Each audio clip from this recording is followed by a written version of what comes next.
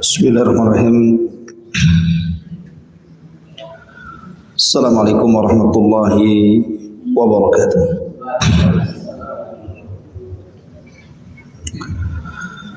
Alhamdulillah wassalatu wassalamu ala Rasulillah wa ala alihi wa sahbihi wa mawalah wa la hawla wa la quwata illa billahi wa ba'du. Ma'asyiral muslimin yang dimuliakan Allah Subhanahu wa taala. Alhamdulillah di malam hari ini kembali kita lanjutkan kajian kita masih membahas Siratul Mustafa alaihi salatu wassalam, sirah Nabi Muhammad sallallahu alaihi wasallam. Salawat dan salam tentunya untuk keberkahan majlis di malam ini kita hadiahkan pada Rasul kita Muhammad sallallahu alaihi wa ala alihi wasallam. Kita masih melanjutkan kajian kita tentang a'malu Rasulillah sallallahu alaihi wasallam fil Madinati al-Munawwarah. Amal-amal Rasul, pekerjaan-pekerjaan Rasul ketika sampainya beliau di kota Madinah Al-Munawwarah. Ma'asyiral muslimin yang dimuliakan Allah Subhanahu wa taala. Pada minggu yang lalu kita sudah menjelaskan tentang sampainya Nabi sallallahu alaihi wasallam di Kuba. Kemudian beliau mendirikan asas pondasi Masjid Kuba. Dan itulah masjid pertama yang ussisa ala taqwa, diasas di atas ketakwaan kepada Allah Azza wa Jalla. Kemudian Nabi sallallahu alaihi wasallam sempat mampir di kabilah Salim ibn Auf. Kemudian Nabi sallallahu alaihi wasallam salat Jumat di situ. Baru setelah itu Nabi sallallahu alaihi wasallam bertolak ke kota Madinah. Dulunya disebut Yathrib. Disitulah Nabi sallallahu alaihi wasallam membangun masjid yang disebut dengan Masjidu Nabawiyah, Masjid Nabi. Bagaimana kisahnya? Ma'asyiral muslimin yang dimuliakan Allah Subhanahu wa taala. Ketika Nabi sallallahu alaihi wasallam sampai di kota Madinah, tepatnya di kabilah Bani Najjar, sebagaimana riwayat Bukhari. Jadi ketika untanya Nabi sallallahu alaihi wasallam bertolak mendekati kabilah Bani Najjar itu,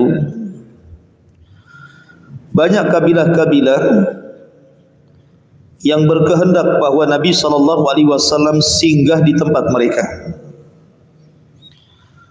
Tapi Nabi sallallahu alaihi wasallam enggan singgah dan membiarkan untanya berjalan sampai dia berhenti sendiri. Rasul mengatakan, berikan unta ini jalan, fa innaha ma'murah, karena unta ini sudah diperintah Allah. Maka unta itu kemudian berjalan. Tiba-tiba kemudian unta itu langsung terdiam di kabilah Bani Najjar, di sebuah tempat yang kelak di situ menjadi masjid Nabi. Dan itu diriwayatkan oleh Imam Al-Bukhari dalam sahihnya, ketika Nabi SAW sampai di tempat itu yang memiliki atau pemiliknya Bani Najjar, Rasul mengatakan, ya Bani Najjar, saminuni haitukum, berikan harga tanah ini berapa, jualah tanah ini kepada kami. Tapi karena yang ngomong begitu Nabi, tentu Bani Najjar tidak mau. Mereka hanya hendak memberikan tanah itu untuk wakaf dan diberikan kepada Nabi sallallahu alaihi wasallam, tapi Nabi pun tak mau. Mereka sudah menyerahkannya tanah itu untuk dijadikan masjid, tetapi Rasul tidak mau. Kata Nabi sallallahu alaihi wasallam, "Wahai Abu Bakar, bayar tanah ini." Maka Abu Bakar pun kemudian membayar tanah itu asyrata dananir, 10 dinar uang emas, sebagai pembelian tanah itu kepada Bani Najjar. Maka disitulah Nabi SAW mengumpulkan para sahabat, kemudian mulai membangun masjid. Di dekat tanah itu ada rumah, pemiliknya namanya Abi Ayyub Al-Ansari radhiyallahu anhu. Jadi selama pembangunan itu, maka Nabi SAW tinggal di rumah Abi Ayyub Al-Ansari. Rumah Abi Ayyub Al-Ansari itu tingkat 2. Jadi Nabi SAW memilih di bawah dan tuan rumah berada di atas supaya tidak mengganggu karena banyak tamu masalahnya. Jadi sepanjang Rasul di Madinah sampai kemudian Rasul membangun rumah 2 istrinya di samping Masjid Nabawi. Pertama Aisyah radhiyallahu anha, yang kedua Saudah bintu Jam'ah radhiyallahu anha. Itulah 2 rumah yang pertama kali dia bangun di samping Masjid Nabawi. Lah ketika Nabi SAW mulai mengasas Masjid Nabawi itu, maka Rasul terjun langsung dalam pembangunan ini. Bahkan pertama Nabi SAW yang membawa bata batunya, sehingga kemudian orang-orang Ansar mereka pun mengatakan dalam sebuah syairnya, la in qa'adna wan nabiyyu ya'mal fadzaka minna al-amalul mudhallal. Kata orang Ansar, kalau kami duduk-duduk saja sementara Rasul bekerja, maka itu amalan yang sia-sia. Makanya kemudian orang-orang Ansar pun bergerak dan juga Muhajirin ikut berlomba-lomba kerja bakti membangun Masjid Nabawi. Dan juga dilantunkan syair-syair. Karena syair-syair itu untuk membangun semangat masalahnya. Ketika Nabi SAW mengatakan dalam syairnya, Allahumma innahu la khaira illa khairal akhirah farhamil ansara wal muhajirah. Kata Rasul SAW, ya Allah, sesungguhnya tidak ada kebaikan kecuali kebaikan akhirah, rahmati orang-orang Ansar dan juga orang-orang Muhajirah. Maka orang-orang Ansar pun ikut kemudian berteriak-teriak membacakan syair-syair dan mengatakan, nahnu alladhi bay'na Muhammadan 'alal jihadi ma hayyina abada. Kata mereka, kami adalah orang-orang yang baiat Muhammad di atas jihad selama kami masih hidup. Begitulah para sahabat bersaut-saut, sebagian di antara mereka membacakan syair untuk membangkitkan semangat, supaya semangat gitu ya. Lah dalam pembangunan Masjid Nabawi itu ada kisah dari seorang sahabat namanya Ammar ibn Yasir. Ammar ibn Yasir itu kuat fisiknya. Jadi kalau orang bawa 1 bata, dia bawa 2 bata. Rasul senang. Kemudian mendoakan Ammar ibn Yasir radhiyallahu anhu. Tetapi di ujung doa Nabi SAW mengatakan, ya Ammar, taqtuluka fi'atun baghiyah. Wahai Ammar, kelak engkau akan dibunuh oleh para pemberontak. Maka sabda Nabi SAW kepada Ammar ibn Yasir ini menjadi sebuah kenyataan ketika terbunuhnya Utsman ibn Affan. Kemudian kaum muslimin pecah menjadi 2 kelompok. kubu Madinah dipimpin oleh Ali radhiyallahu anhu, dan itu khalifah yang sah. Sementara kubu Syam dipimpin oleh Muawiyah ibn Abi Sufyan. Terjadi perang dua kubu ini. Lah ketika terjadi perang dalam Siffin, perangnya kan disebut perang Siffin, Ammar terbunuh di sini. Dan Ammar ketika itu mengikuti tentara Ali radhiyallahu anhu. Berarti di sini kebenaran di pihak Ali. Dengan terbunuhnya Ammar ibn Yasir dan dia di pihak Ali, berarti kebenaran ada di pihak Ali. Karena Rasul mengatakan, ya Ammar taqtuluka fi'atun baghiyah. Oh ya Ammar, kau akan dibunuh oleh para pemberontak. Berarti Muawiyah dianggap para pemberontak kan gitu.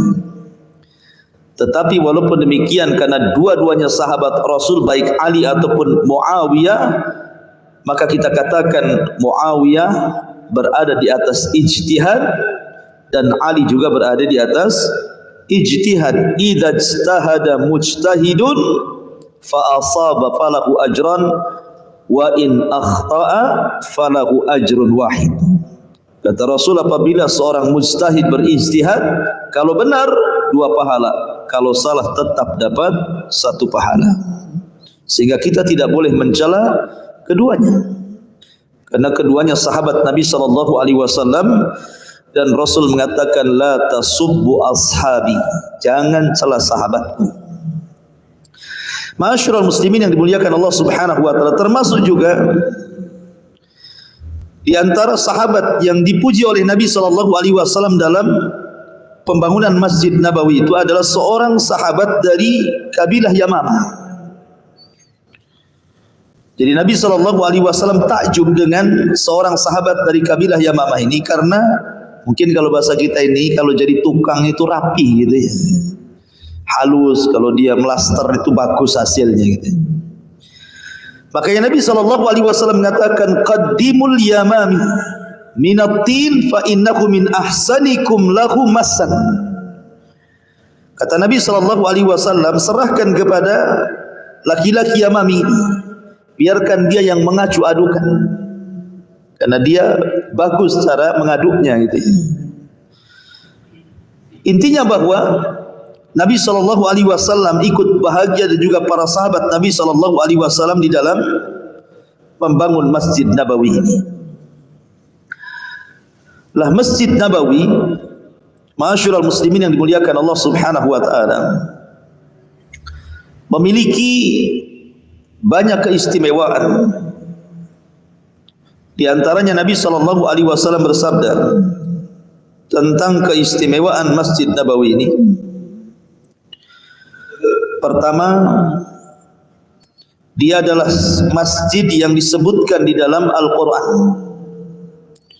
la masjidun ussisa ala taqwa min awwali yaumin ahaqqu an taquma fihi. Dan sungguh masjid yang didirikan di atas takwa dari mulai pembinaannya, pembangunannya. Kata sahabat Nabi SAW, mereka mengatakan bahwa yang dimaksud masjid ussisa ala taqwa di sini adalah, ketika bertanya kepada Nabi SAW, maka Rasul menjawab, masjidikum hadha, masjid kalian ini. Jadi Masjid Nabawi itu masjid yang tercantum dalam surah At-Taubah. Kemudian yang kedua, Masjid Nabawi itu satu di antara 3 masjid yang kalau kita safar berziarah dapat pahala. Kata Nabi SAW, la tushaddur rihal illa ila salasatil masajid. Tidak boleh kalian menyengaja niat safar dalam rangka ibadah menziarahi sebuah tempat kecuali ke 3 masjid. Kemudian Rasul menyebutnya, pertama Masjidil Haram. Siapa yang solat di situ, berapa pahalanya? 100.000 kali solat dibandingkan solat di Al-Fajr di sini. Kemudian yang kedua Masjid Nabawi, pahalanya 1 kali solat sama dengan 1.000 kali solat di masjid ini. Kemudian Masjidil Aqsa, pahalanya 1 kali solat di sana sama dengan 500 kali solat di masjid sini. Artinya di sini Masjidil Aqsa adalah masjid kedua setelah Masjidil Haram yang memiliki keistimewaan dari segi pahala. Tadi kan sudah tahu. Kemudian juga di dalam Masjid Nabawi itu ada Raudatul Mubarakah, ada taman yang diberkahi yang disebut dengan Raudul Jannah, taman-taman sorga. Kata Nabi SAW, ma baina baiti wa mimbari raudatun min riyadil jannah. Antara mimbar masjid dan rumahku, disitulah taman-taman sorga. Makanya kalau antum yang pernah umroh, itu raudah itu kan dijaga polisi itu. Sebab kalau pintunya dibuka, wah kayak lautan orang masuk tuh. Kalau antum dah hati-hati bisa keinjak-injak orang. Karena di situ adalah taman-taman sorga. Kemudian juga Masjid Nabawi, siapa yang datang dalam rangka belajar ataupun mengajar, maka dianggap seperti bimanzilatil mujahidina fi sabilillah, maka sekedudukan dengan seorang mujahidin di jalan Allah Subhanahu wa taala. Kemudian juga barang siapa yang salat 40 hari di masjid itu, kutiba lahu an-najatu minan nar, maka dicatat dia akan selamat dari api neraka. Itu disebutkan dalam hadis Anas bin Malik radhiyallahu an, Nabi sallallahu alaihi wasallam bersabda, man shalla fi masjidi arba'ina salatan la tafutuhu salatun kutibat lahu bara'atun minan nar wa bara'atun minal adzab wa bara'atun minan nifaq. Siapa yang salat di masjidku ini, kata Rasul, 40 salat selama 4 hari, 40 hari, dan dia tidak pernah ketinggalan salat 5 waktu, selalu tepat waktu selama 40 hari di Masjid Nabawi itu, kecuali akan dicatat padanya dia akan dilepaskan dari api neraka, dilepaskan dari azab, dan dilepaskan dari sifat nifak. Ini diantara fadilah dan banyak lagi keutamaan Masjid Nabawi. Ma'asyiral muslimin yang dimuliakan Allah Subhanahu wa taala. Dari sini kita tahu bahwa Masjid Nabawi itu yang pertama kali membangun siapa? Nabi. Beda dengan Masjidil Haram. Kalau Masjidil Haram yang pertama membangun tentu adalah Adam alaihi salatu wassalam. Kemudian pondasinya sudah ada sehingga ketika di zaman Ibrahim dan juga Ismail tinggal diangkat saja. Wa idh yarfa'u Ibrahimul qawaida wa Ismail minal bait. Makanya Nabi SAW membangun Masjid Nabawi sebagaimana kakek buyutnya Ibrahim membangun Masjidil Haram, maka Nabi SAW membangun Masjid Nabawi. Sebagaimana Ibrahim alaihi salatu wassalam mendoakan kebaikan negeri Mekah, maka Nabi SAW mendoakan kebaikan bagi penduduk Madinah. Saya contohkan, makanan penduduk Mekah dan juga minumannya adalah makanan dan minuman yang diberkahi Allah Azza wa Jalla. Ketika Ibrahim alaihi salatu wassalam di zaman Ismail ketika menikah dengan salah satu wanita Jurhum, istri pertamanya kan su'ul akhlak, akhlaknya jelek sehingga diceraikan. Dan yang menyuruh menceraikan Ismail istrinya itu ya bapaknya Ibrahim. Kemudian Ismail menikah lagi dengan wanita dari pembesar Jurhum, dan wanita itu adalah wanita salihah. Jadi ketika Ibrahim bertamu kepada Ismail, kemudian diberikan daging kambing dan juga air zam-zam, dan melihat akhlaknya yang luar biasa, maka Ibrahim mengatakan, Allahumma barik li ta'amihim wa syarabihim. Ya Allah, berkahi makanannya, maksudnya daging kambingnya gitu, dan juga air zam-zamnya. Sejak itulah zam-zam menjadi berkah dan dagingnya pun menjadi berkah. Makanya orang sana walaupun makan daging pagi, siang, malam tidak akan ada penyakit, kan diberkahi doa Ibrahim. Tapi jangan coba antum makan daging dibeli dari pasar jodoh itu. Sebulan saja pagi, siang, sore, malam makan daging setruk bulan depan nanti. Karena tidak diberkahi. Maka sebagaimana Ibrahim mendoakan keberkahan makanan bagi penduduk Mekah, maka Rasul mendoakan keberkahan makanan bagi penduduk Madinah. Makanya siapa yang memakan tamar, karena kan penduduk Mekah itu mereka makanan pokoknya daging. Kalau penduduk Madinah makanan pokoknya kurma. Rasul mendoakan kurma Madinah. Maka sejak itu kurma Madinah menjadi makanan berkah yang disebut dengan kurma ajwa namanya.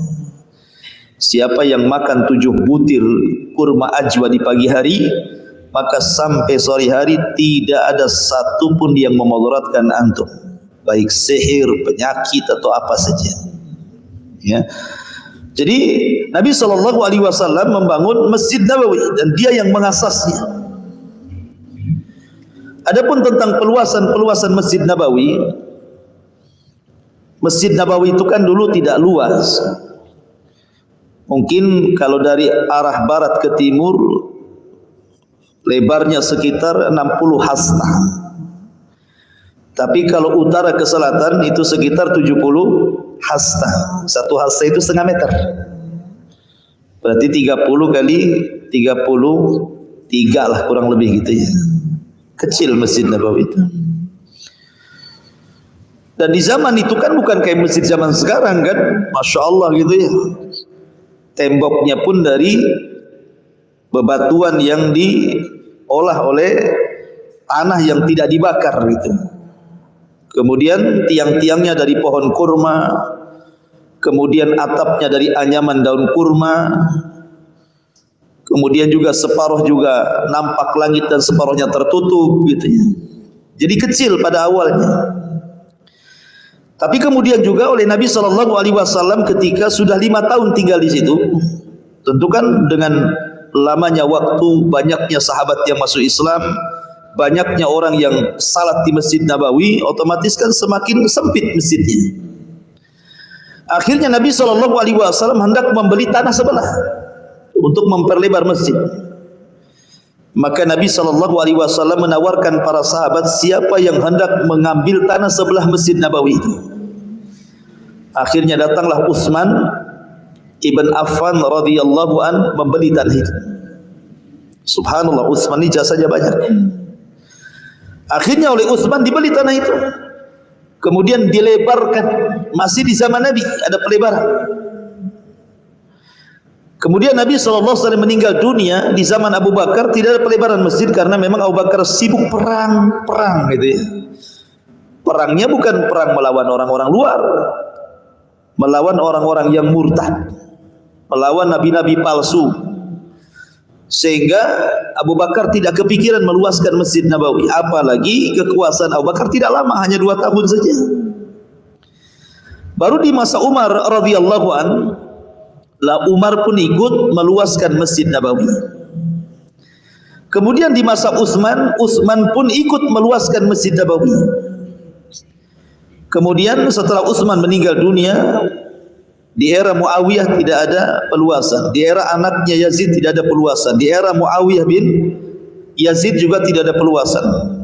Artinya Bani Umayyah ini meluaskan Masjid Nabawi itu di saat kekuasaan dipegang oleh Al-Walid ibn Abdul Malik. Dia perintahkan Umar bin Abdul Aziz yang ketika itu menjadi gubernur Mekah Madinah, disuruh meluaskan Masjid Nabawi. Kemudian juga di era Abbasiyah juga pernah diluaskan sampai kemudian era hari ini ya, oleh keluarga Al-Saud, Abdul Aziz Al-Saud gitu. Jadi mulai diluaskan dan dibuat payung macam-macam ya. Dan sekarang menjadi masjid terbesar di dunia. Ya kan? Masjid besar sekali, masjid kedua setelah Mekah tentunya, masjid terbesar di dunia adalah Masjid Nabawi. Ma'asyiral muslimin yang dimuliakan Allah Subhanahu wa taala. Masjid Nabawi zaman itu masih difungsikan dengan macam-macam fungsi. Pertama, Nabi SAW menjadikan masjid itu adalah makanul ibadah, tempat untuk ibadah. Ya solat di situ, i'tikaf di situ, baca Quran di situ, semua di situ. Jadi memang masdar ibadah, tempat pusat ibadah itu di masjid. Karena memang satu-satunya tempat yang dekat kita dengan Allah itu hanya di masjid. Makanya ulama mengatakan bahwa masjid itu mustashfal qalb, rumah sakit hati.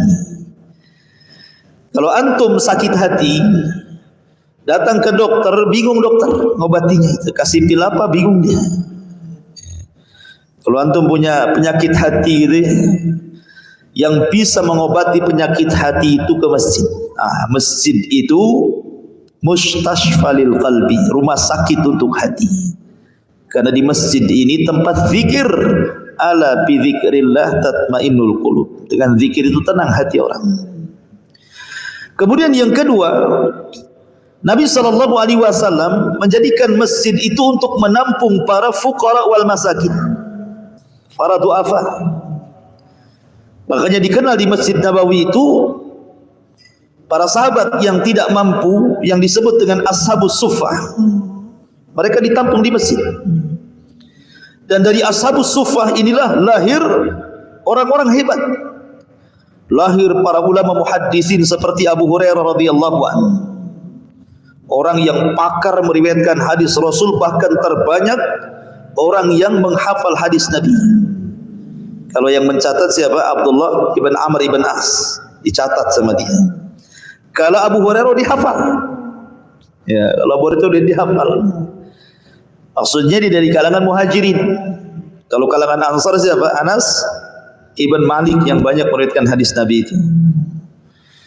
Dan dari ashabus suffah itu lahir para mujahidin, lahir para pejuang Islam.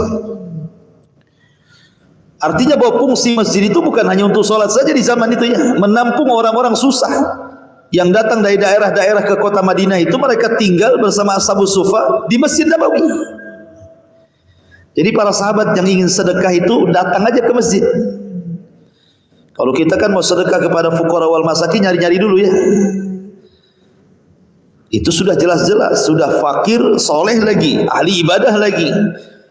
Jelas-jelas kalau kita sedekah, didoakan, doanya mustajab lah kan itu. Kemudian juga fungsi masjid di zaman Nabi SAW untuk tarbiyah, pelatihan. Ya main perang, latihan perang ya di masjid.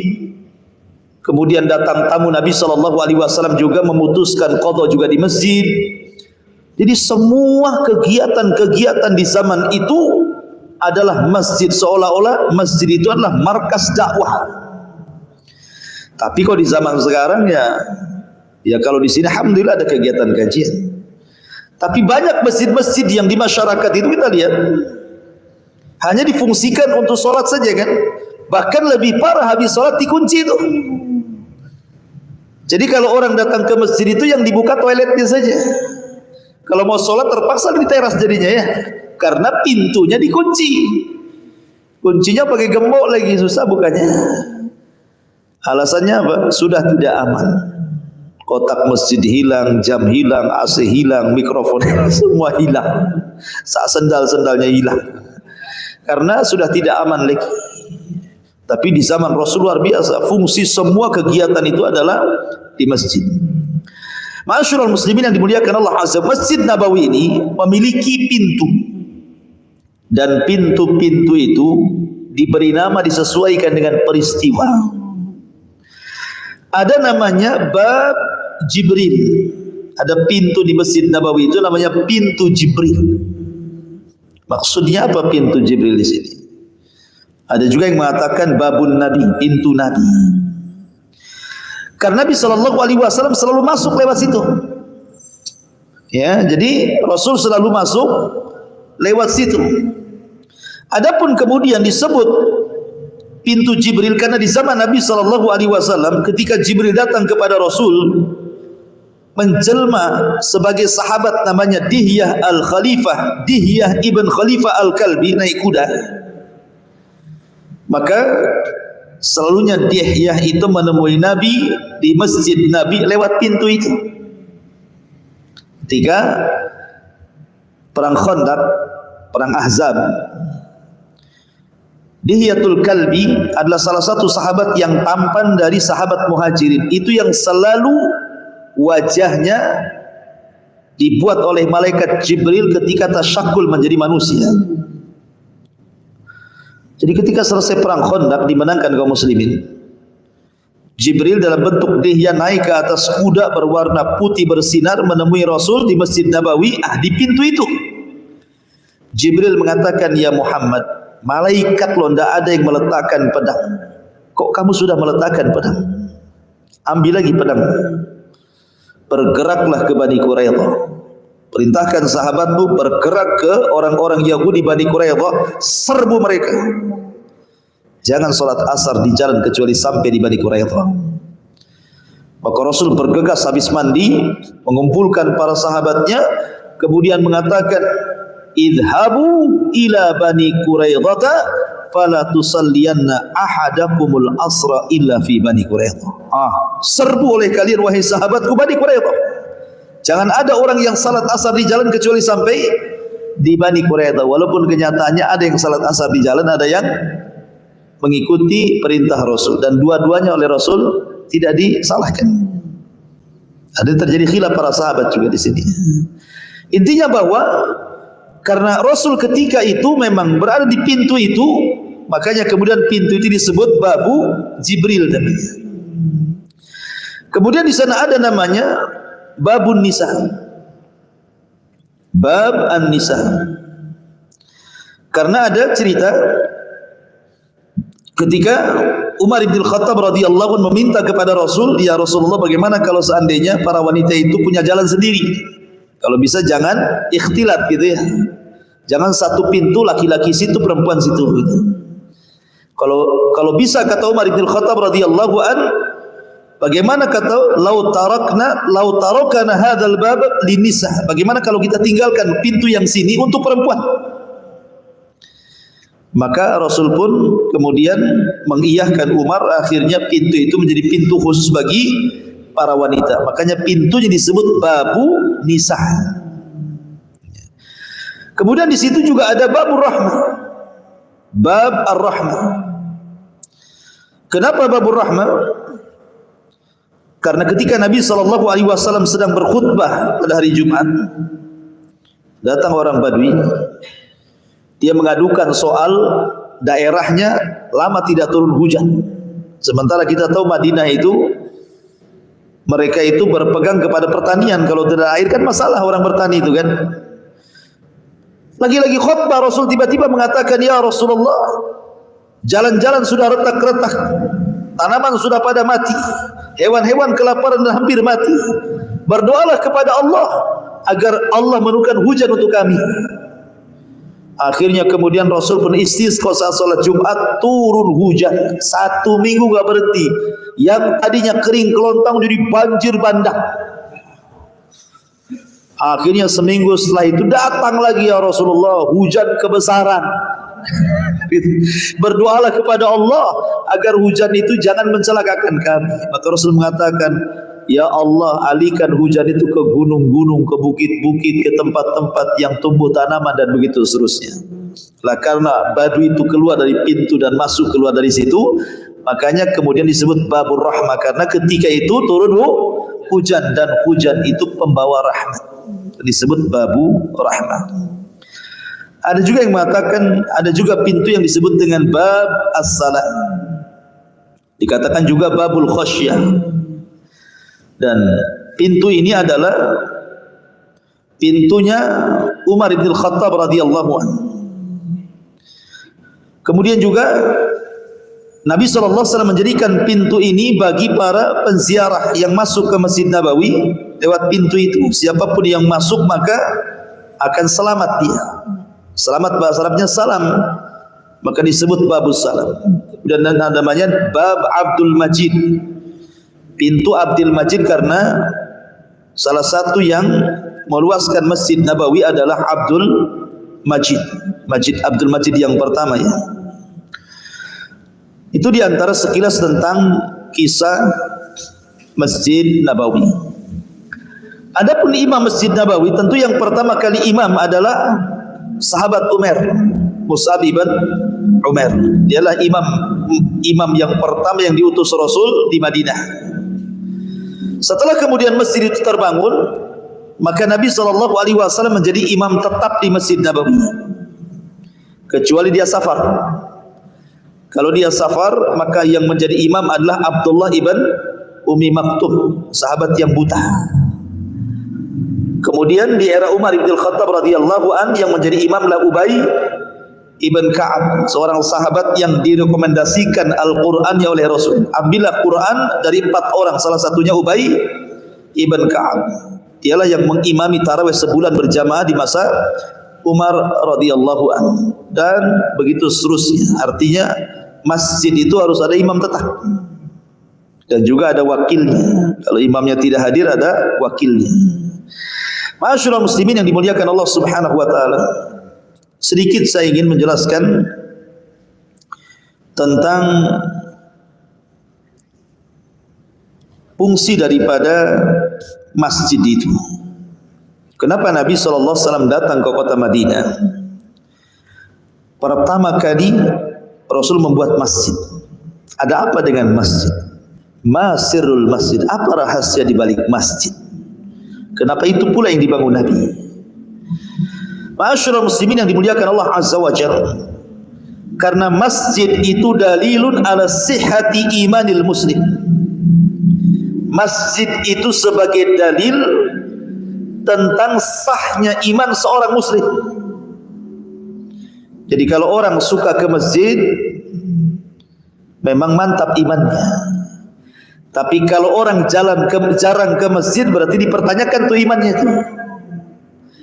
Karena Allah mengatakan fi buyutin adzinallahu an turfa wa yuzkara fiha ismuhu yusabbihu lahu fiha bil ghuduwi wal asal. Di dalam rumah-rumah yang diizinkan Allah Subhanahu wa taala untuk diangkat namanya dan disebut-sebut namanya, bertasbih kepadanya siang ataupun pagi dan petang, hanyalah di masjid. Makanya kalau orang sering ke masjid, berarti imannya akan stabil. Karena iman itu kan naik turun. Yazidu bitta'ah wa yanqusu bil ma'siyah. Dia akan bertambah dengan ketaatan dan akan terjun payung dengan kemaksiatan. Orang kalau jarang ke masjid, dekat dengan maksiat.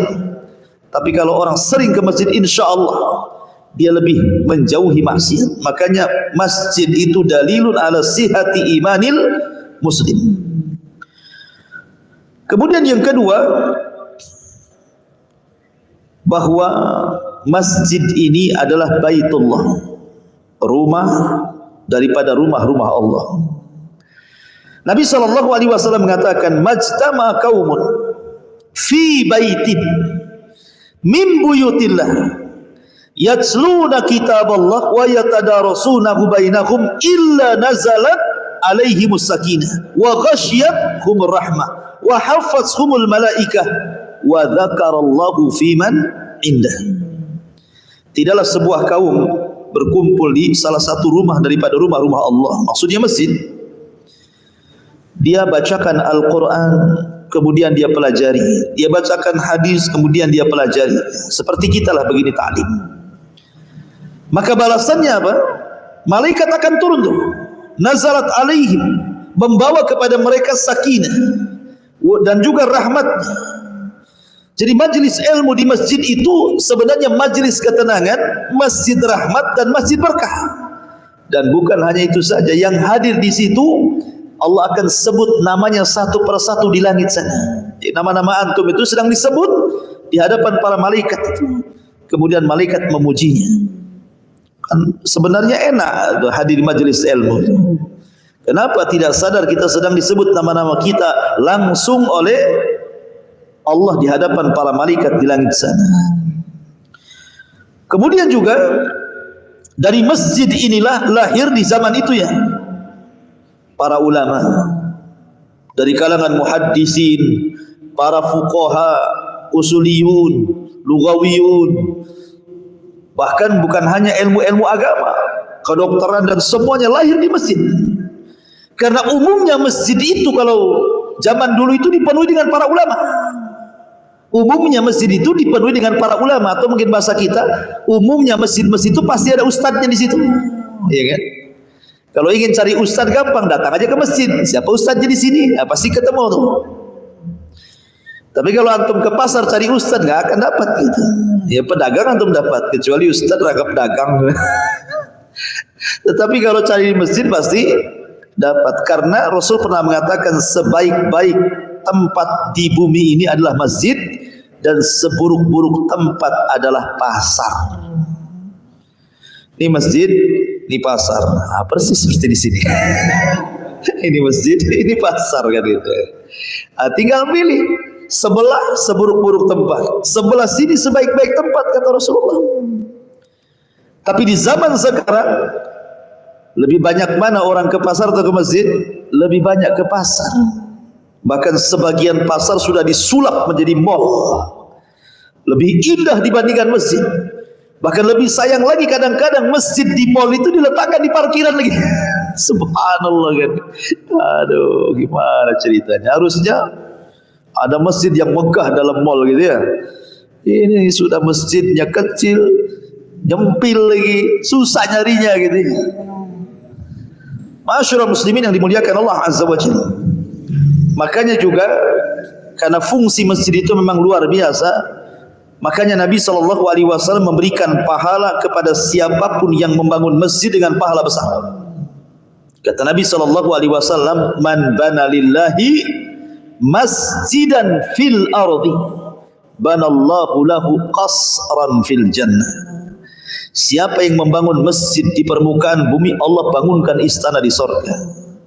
Bahkan dalam riwayat, walau ka mifhasi qatatin, walaupun kau bangun seperti sebesar sangkar burung. Seberapalah besarnya sangkar burung itu? Orang pun tak masuk, burung aja yang masuk. Tetapi maksudnya, kata Imam Syaukani hadis itu, maksudnya walaupun antum hanya nyumbang satu lonjor besi, satu sak semen, satu gerobak pasir ataupun koral, itu sudah cukup Allah bangunkan bagi antum istana di surga, gitu maksudnya.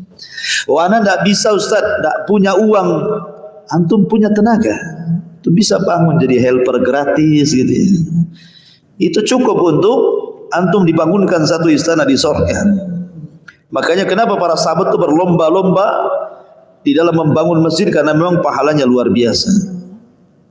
Apalagi membangun masjid ini sedekah jariyah masalahnya, sedekah yang mengalir. Kata Rasul, idza mata ibnu Adam in qata amaluhu illa min salatin sadaqatin jariyah. Apabila anak Adam itu meninggal dunia, tidak ditinggal kecuali 3 perkara yang akan ikut dia sampai ke kuburan. Salah satunya adalah sedekah jariyah. Dijelaskan dalam hadis yang lain, bana masjidan. Dalam hadis Anas bin Malik, sedekah yang mengalir itu salah satunya adalah membangun masjid.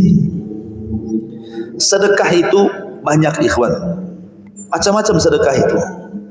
Tapi seafdol-afdolnya sedekah adalah sedekah yang mengalir. Dan itu ada pada wakaf. Pada wakaf. Tidak bisa mewakafkan tanah, wakafkan tenaga. Tidak bisa mewakafkan tenaga, ya mungkin minimalnya tadi 1 sak semen, 1 gerobak pasir, terserahlah. Yang penting jenisnya wakaf.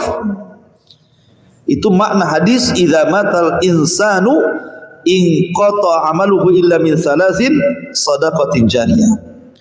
Ma'asyiral muslimin yang dimuliakan Allah Subhanahu wa taala. Lah ketika Nabi SAW membangun masjid Nabawi, maka Nabi SAW ketika itu menjadikan muadzin pertama kali di Masjid Nabawi adalah Bilal ibn Rabah. Itu pun karena ada kasus. Ketika itu bagaimana cara mengumpulkan manusia untuk datang ke masjid. Ini masjid sudah jadi. Sementara sholat 5 waktu, ada subuh, zuhur, asar, maghrib, isya gitu ya. Kemudian subuh, bagaimana caranya mengundang orang ini? Akhirnya kemudian masing-masing sahabat punya ide. Yang satu mengatakan kita tiup trompet saja kalau datang waktu zuhur wahai Rasul. Yang lain mengatakan kita kentong saja, kentongan gitu ya. Yang lain mengatakan kita hidupkan saja api di atas bukit sana. Tetapi kemudian Rasul mengatakan tidak, itu tasyabuh dengan orang-orang Nasrani, Yahudi dan Majusi. Akhirnya kemudian dua sahabat Nabi SAW bermimpi, satu Zaid, Abdullah ibn Zaid, kemudian yang kedua Umar bin Khattab, kedua-duanya bermimpi. Jadi satu dari Ansar, satu dari Muhajirin. Umar Muhajirin, Abdullah ibn Zaid ibn Abdul Rabbah Ansar. Dua sahabat ini Muhajirin dan Ansar bermimpi. Mimpinya sama. Ditemui malaikat, kemudian diajari lafaz azan. Kemudian dua-duanya melaporkan mimpinya kepada Rasul dan Rasul membenarkan mimpi keduanya. Ketika itulah maka Rasul mengatakan kepada Bilal, "Qum ya Bilal fa'adzin." Berdiri wahai Bilal, azanlah untuk manusia. Maka Bilal pun diajari lafaz-lafaz azan dari mimpinya Umar ibn Khattab dari kalangan Muhajirin dan mimpinya Abdullah ibn Zaid al-Ansari dari kalangan Ansar. Lah lafaz azan itu diambil dari mimpi kedua sahabat ini. Sejak itu disyariatkan azan dan Rasul memiliki 4 muadzin. Di Masjid Nabawi 2, di Masjid Quba 1 dan di Masjidil Haram 1. Adapun di Masjid Nabawi diletakkan Bilal ibn Rabah yang merupakan sayyidul muadzinin, pemimpinnya para muadzin, dan juga wakilnya Abdullah ibn Ummi Maktum. Adapun di Kuba diletakkan Sa'ad al-Qaradi, maula Ammar ibn Yasir, budak yang dimerdekakan Ammar ibn Yasir, namanya Sa'ad al-Qaradi. Kemudian di Masjidil Haram diletakkan sahabat namanya Abi Mahdhurah yang diajarkan lafaz taswib dalam solat subuh, as-salatu khairun minan naum. Inilah 4 muazzin di zaman Nabi SAW, tetapi kan yang paling dikenal adalah Bilal. Sampai walaupun namanya bukan Bilal, kalau masjid tidak azan pasti ditanya aina Bilal, di mana Bilal? Kan padahal namanya Yono, bukan mana Pak Yono muazzin tu kan. Nah, mana Bilalnya ini kok tak azan-azan katanya kan. Artinya nama Bilal harum disebut di semua masjid. Ma'asyiral muslimin yang dimuliakan Allah Azza wa Jalla. Lah setelah Nabi SAW kemudian membangun Masjid Nabawi dan jadi sentral dakwah, seolah-olah dari situlah daulah Islamiyah tercapai kan. Jadi negara Islam itu muncul dari masjid. Karena hanya satu-satunya masjid para sahabat itu bisa berkumpul di situ. Dan berkumpulnya para sahabat itu ta'alluqan, ada kaitannya dengan Allah Azza wa Jalla. Karena orang kalau sudah masuk masjid kan beda rasanya kalau kita masuk tempat-tempat lain. Beda aurat masjid itu dengan tempat-tempat lain. Orang masuk masjid itu bawaannya ibadah saja kalau imannya kuat. Ya memang 1-2 lah kalau bawaan ngantuk tuh udah biasa gitu ya. Nah, tapi umumnya ibadah kalau udah masuk masjid itu. Lain kalau majelis ilmu ya. Majelis ilmu itu katanya obat orang susah tidur katanya. Coba saja antum kalau susah tidur hadir di majelis ilmu. Hitung terbalik 3, 2, 1 ngek tidur itu. Biasanya gitu. Sudah tidur ya. Enggak usah pakai pil tidur. Apalagi ustadznya serius dari awal sampai akhir, langsung itu. Orang sudah bubar atau masih gini. Baik. Itu diantara amal Nabi SAW di kota Madinah. Kemudian kita masuk. Setelah Nabi SAW kemudian membangun Masjid Nabawi, kemudian sahabat mulai berkumpul melaksanakan salat dan begitu seterusnya, maka mulailah Nabi SAW mengatur masyarakat Muhajirin dan Ansar yang tinggal di kota Yathrib ataupun Madinah, yang disebut dengan ta'sisul mujtama' al-islami wal ummatil islamiyah. Sini ada bab bagaimana Rasul mengasas masyarakat Islam dan umat Islam. Setelah Nabi SAW mempersaudarakan antara Muhajirin dan Ansar yang sudah saya jelaskan, Bagaimanapun harus terjadi persaudaraan itu, karena hanya dengan itulah masyarakat Muhajirin dan Ansar bisa bersatu, dan persaudaraan itu di atas iman. Kalau orang bersaudara di atas iman, maka akan langgeng. Sebab bersatu karena Allah, walaupun berpisah tetap karena Allah. Tapi kalau bersatunya bukan karena iman, karena ormas, karena yayasan, karena partai, itu tidak akan lama, karena itu persatuan yang ada kepentingan di dalamnya. Tetapi kalau seandainya persatuannya lillah karena Allah, lillah karena Allah, maka itulah sebenarnya persatuan yang sulit untuk dicerai-beraikan. Karena semua lillah, ikhlas karena Allah, tidak ada kepentingan di situ.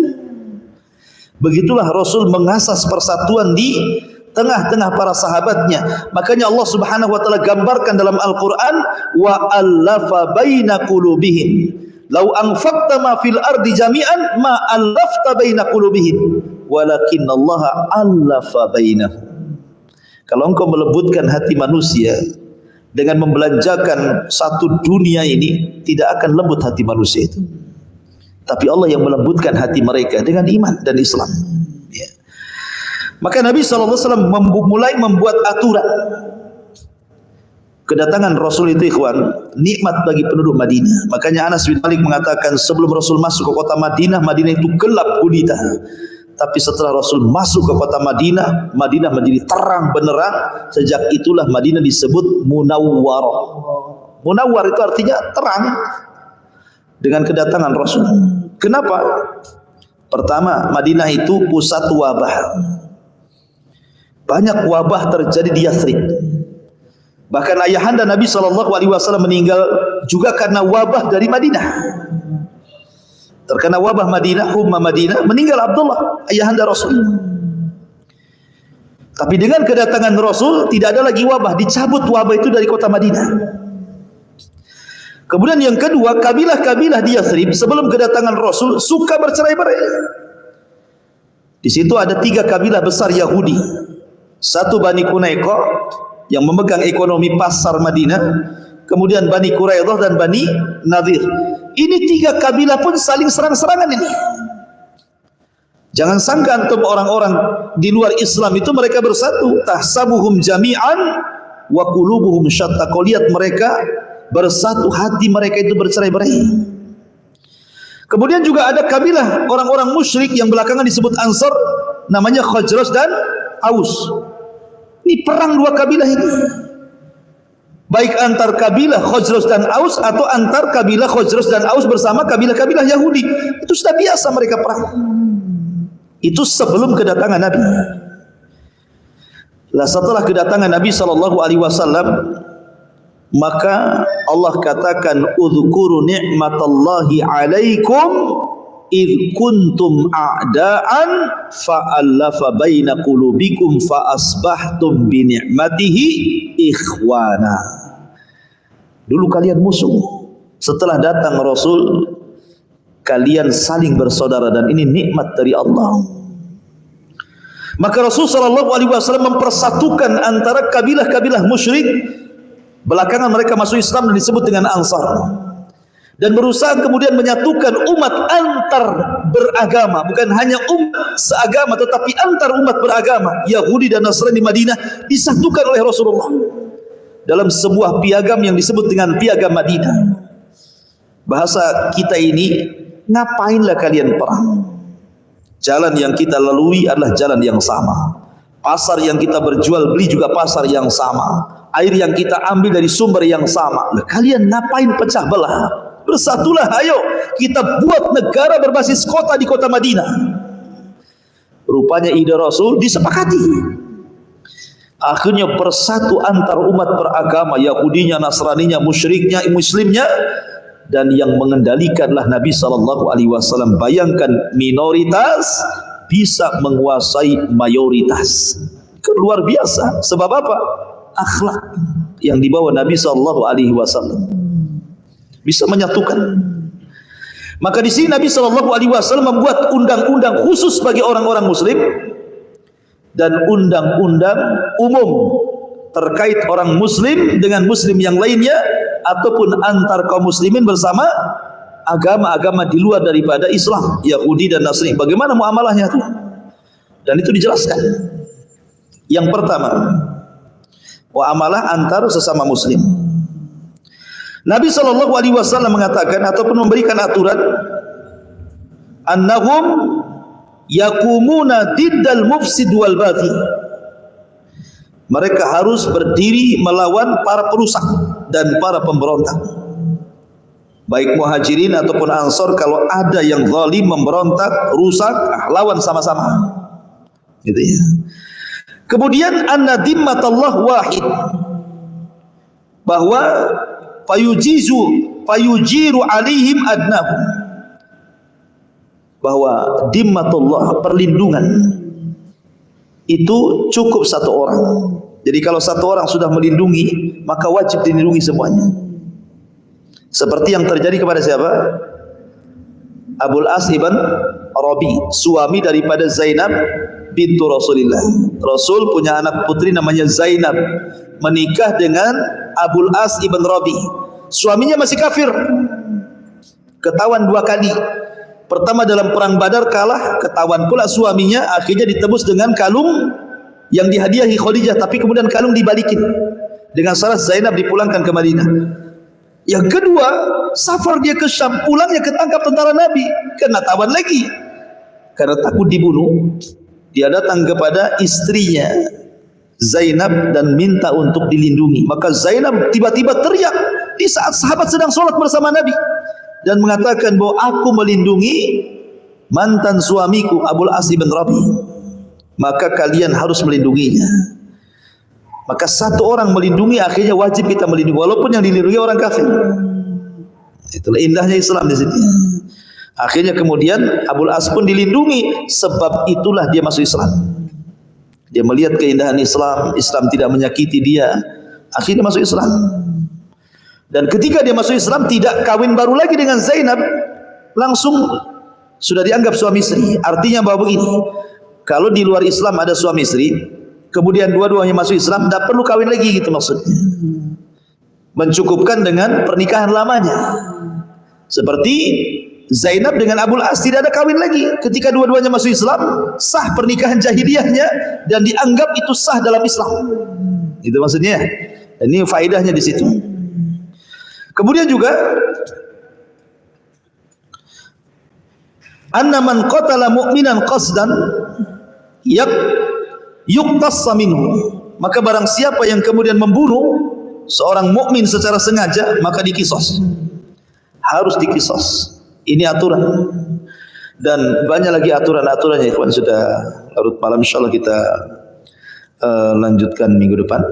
Ini diantara kajian kita dan malam ini dipusatkan di pembangunan Masjid Nabawi tadi.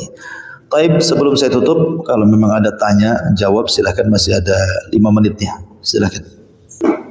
Taib, enggak ada. Subhanallah bihamdika, asyhadu an la ilaha illa anta astaghfiruka wa atubu ilaik.